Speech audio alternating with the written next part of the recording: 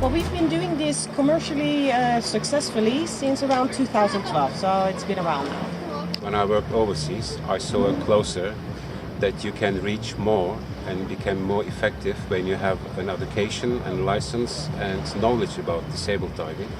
So I started to become a disabled scuba diving instructor.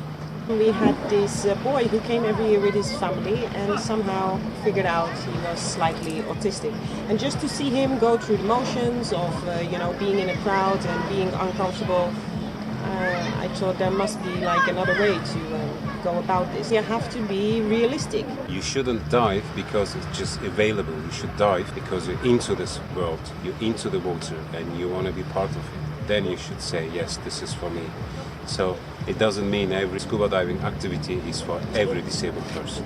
It takes a lot of effort from your part and also from all the other people involved, but most importantly, it can trigger all sorts of reactions.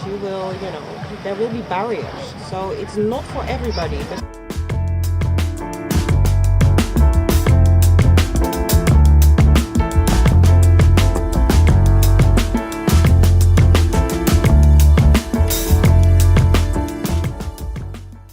when you enroll in an adaptive program, you should definitely expect it's a lot of hard work. There may be things you will be highly uncomfortable with, but you have to find a way to deal with this.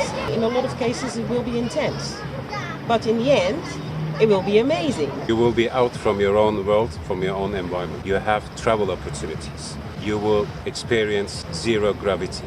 You will move, swim and fly. So that's the main goal actually. It's more what you feel and what you are becoming. The biggest difference in recreational scuba diving and adaptive scuba diving is actually parts where we reach the water with the disabled person. In the water, we almost equal with the recreational non-disabled person.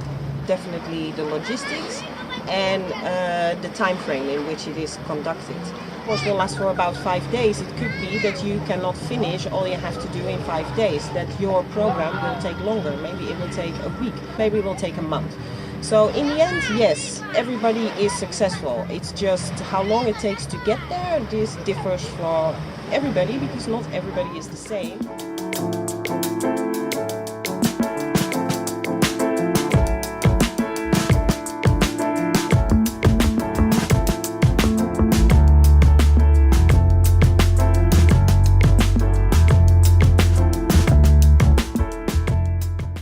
So over the years, this has become sort of like a popular thing. There's a few big organizations who really specialize in adaptive techniques, educate adaptive instructors and assistants.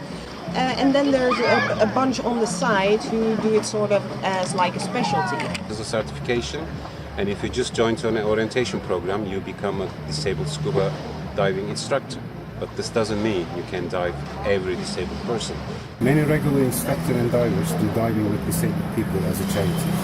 You, as a disabled diver, need to understand this is an education and you need a specialist to train you.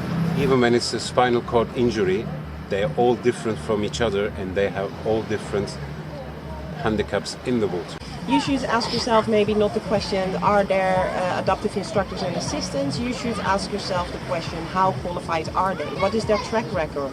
How long have they been doing this? How many dives with various disabilities have they done? Do I even like this person? The relationship will be personal and everybody needs to be like 100,000% motivated. How I said in the beginning, there are enough and lots of instructors and dive centers, but you have to find the right experienced one who can give you the right education and take care of you.